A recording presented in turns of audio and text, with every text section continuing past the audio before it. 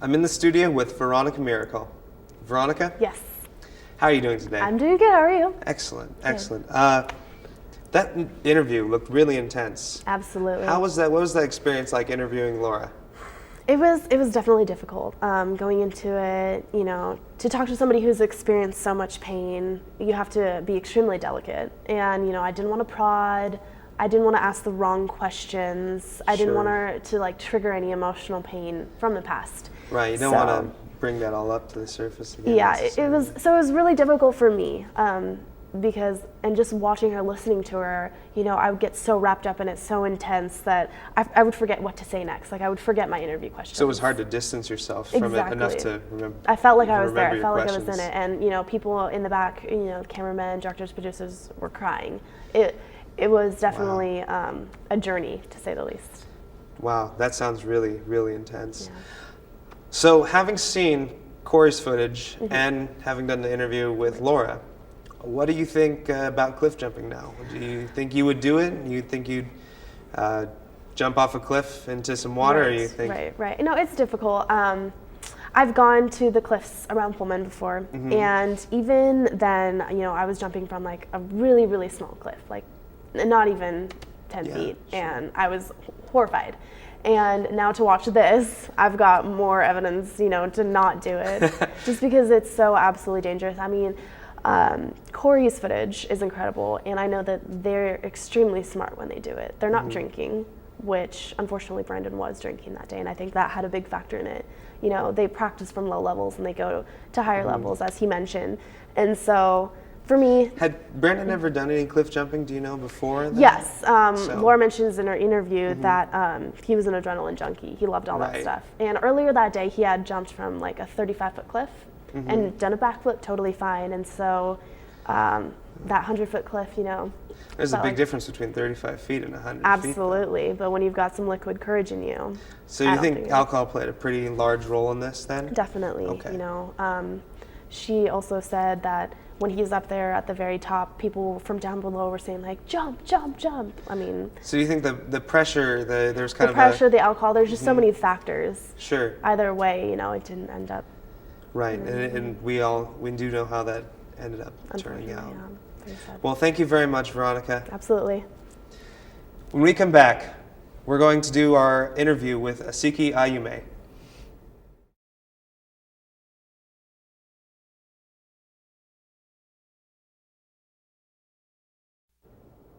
Welcome back. We're going to do our segment now on Asiki Ayume. He grew up in Sudan, and this is how his story begins.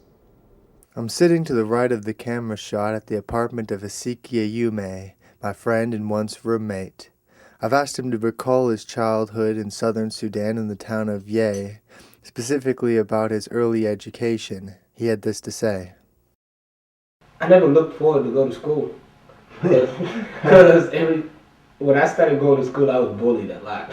Really? And bullying is not like here in America. I mean, you're getting your ass handed to you. Like, they're beating you down.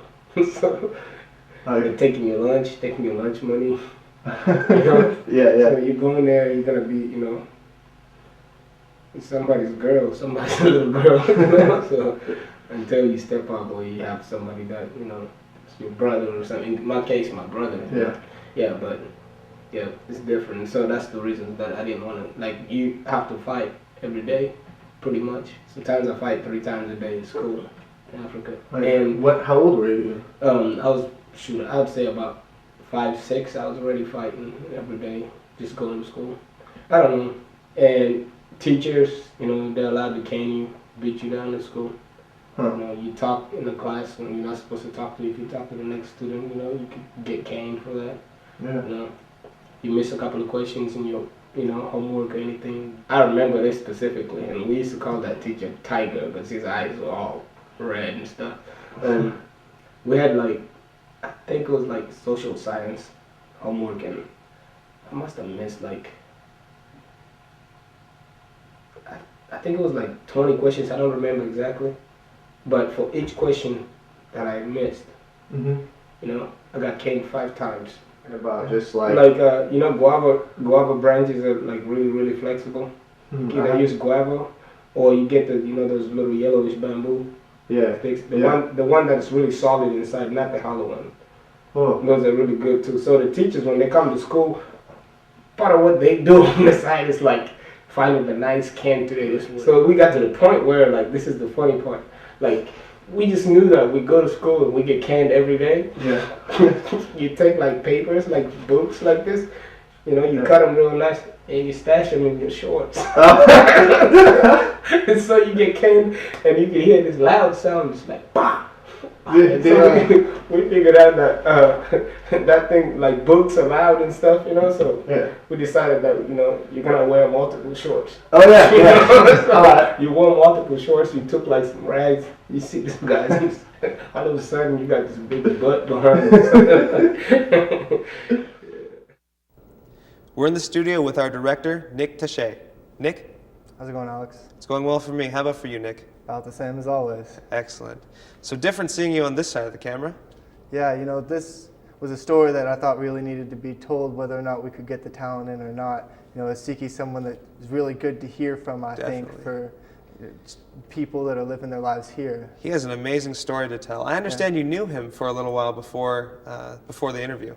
Yeah, no, I lived with the guy for about 8 months with another roommate. Wow. And the stories, man, you wouldn't believe. You wouldn't believe it. The stories we've heard already are just unbelievable already. I can't believe the differences culturally, him growing up versus how I think I was raised and how most of our viewers and probably you as well were raised, and how he grew up.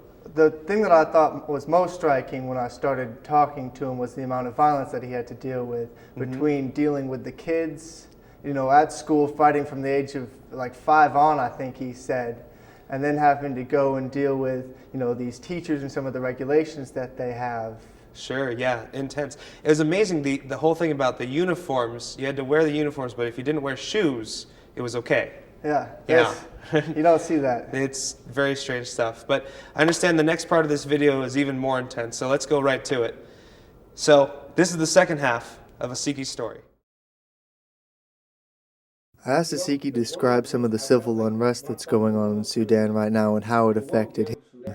He describes from the moment his uncles mistook the oncoming rebel army for government soldiers. Let's pick up there.